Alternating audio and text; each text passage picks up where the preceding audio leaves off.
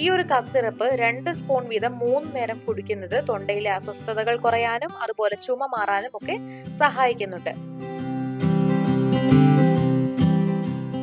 ചുമയും തൊണ്ടവേദനയും അതുപോലെ തന്നെ കഫക്കെട്ടുമൊക്കെ ഉള്ള സമയത്ത് തുളസി കൊണ്ടുള്ള കഫ് സിറപ്പ് കുടിക്കുന്നത് വളരെ നല്ലതാണ്. എന്നാൽ ഈ തുളസി കൊണ്ടുള്ള കഫ് സിറപ്പ് നമുക്ക് വീട്ടിൽ തയ്യാറാക്കി നോക്കിയാലോ?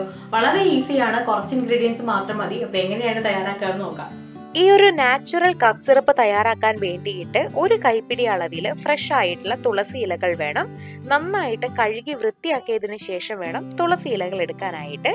ഇനി വേണ്ടത് ഒരു മീഡിയം വലിപ്പത്തിലുള്ള ഇഞ്ചിയാണ്. നല്ല കഴുകി വൃത്തിയാക്കി ഇഞ്ചിയും എടുക്കുക. അവസാനമായിട്ട് നമുക്ക് വേണ്ടത് തേനാണ്. 1-2 സ്പൂണോളം തേൻ മതിയാകും. ഇനി നമുക്കിത് തയ്യാറാക്കി തുടങ്ങാം. അതിനായിട്ട് ഞാനിവിടെ ഇതുപോലെ ഒരു കല്ലെടുക്കുന്നുണ്ട്.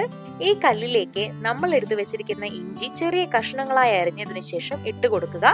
ഇത് നന്നായിട്ട് കല്ലിലിട്ട് ചതച്ചെടുക്കണം. നീരെടുക്കാൻ പാകത്തിന് നന്നായിട്ട് ചതഞ്ഞ് അരഞ്ഞു കിട്ടണം. ഇഞ്ചിയിൽ ധാരാളം മെഡിസിനൽ പ്രോപ്പർട്ടീസ് ഉണ്ട്. ഇത് നമുക്കുണ്ടാകുന്ന തൊണ്ടയിലെ അസ്വസ്ഥതകൾ കുറയ്ക്കാനായിട്ട് സഹായിക്കും. അതുപോലെ തന്നെ നമുക്കുണ്ടാകുന്ന ചുമ കുറയ്ക്കാൻ സഹായിക്കുന്ന നല്ല ഒരു ഹെർബൽ റെമഡി കൂടിയാണ് ഈ ഒരു ഇഞ്ചി എന്ന് പറയുന്നത്. ഇഞ്ചി നന്നായിട്ട് ഇവിടെ ചതച്ച് ഈ ഒരു പരുവത്തിനാക്കി എടുത്തിട്ടുണ്ട്. അപ്പോൾ ഇങ്ങനെ ചതച്ചെടുക്കാൻ ബുദ്ധിമുട്ടാണെങ്കിൽ ഒരു ചെറിയ മിക്സി ജാറിലിട്ട് ചതച്ചെടുക്കുക. ഇഞ്ചി നന്നായി ചതച്ചതിന് ശേഷം ഇതിലേക്ക് ഞാൻ എടുത്തു വെച്ചിരിക്കുന്ന അത്രയും തുളസി ഇലകൾ ഇട്ട് കൊടുക്കുന്നുണ്ട്. പ്രത്യേകം ശ്രദ്ധിക്കുക, തുളസി ഇലകൾ നല്ല വൃത്തിയായി കഴുകിയെടുക്കണം. ഇത് നന്നായിട്ട് ചതച്ച് നല്ല ഒരു പാകത്തിനാക്കി എടുക്കാം. ഈ തുളസി ഇലകള് നമുക്കുണ്ടാകുന്ന ചുമയുടെയും ജലദോഷത്തിന്റെയും ഒക്കെ സിംറ്റംസ് കുറയ്ക്കാനായിട്ട് സഹായിക്കും. അതുപോലെ തന്നെ ഇതിൽ antimicrobial, anti inflammatory, anti allergic properties ഉണ്ട്. ഇത് ചുമ മാറാൻ സഹായിക്കുന്നവയാണ്. അതുപോലെ തന്നെ മറ്റൊട്ടനവധി അസുഖങ്ങൾ ചികിത്സിക്കാനായിട്ടും തുളസി ഉപയോഗിക്കാറുണ്ട്. അപ്പോൾ തുളസി നന്നായിട്ട് ചതഞ്ഞു വന്നിട്ടുണ്ട്. ഇത് രണ്ടും ഇനി എടുത്ത് ഒരു അരിപ്പയിലേക്ക് ഇട്ട് കൊടുക്കാം. അപ്പൊ ഞാനത് ഒരു ബൗൾ എടുത്തിട്ടുണ്ട്. ബൗളിന് മുകളിലായിട്ടാണ് ഈ അരിപ്പ വെച്ചിട്ടുള്ളത്.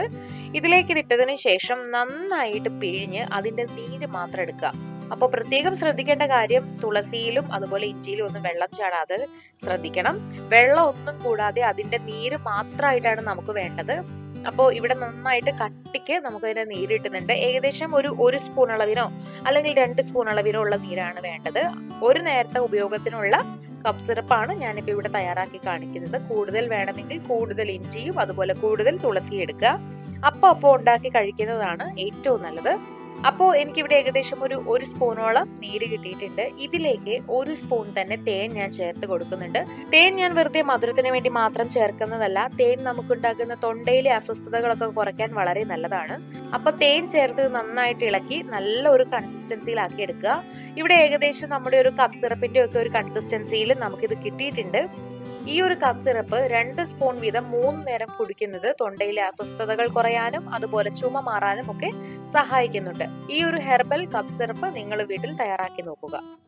ഒട്ടനവധി ഔഷധ ഗുണങ്ങളുള്ള ഒന്നാണ് തുളസി. ഈ തുളസി കഫ് സിറപ്പായി തയ്യാറാക്കി കുടിക്കുന്നത് വഴി നമ്മുടെ ചുമയും തൊണ്ടവേദനയും മറ്റ് അസ്വസ്ഥതകളൊക്കെ ഒന്ന് കുറയ്ക്കാനായിട്ട് സഹായിക്കുന്നുണ്ട്.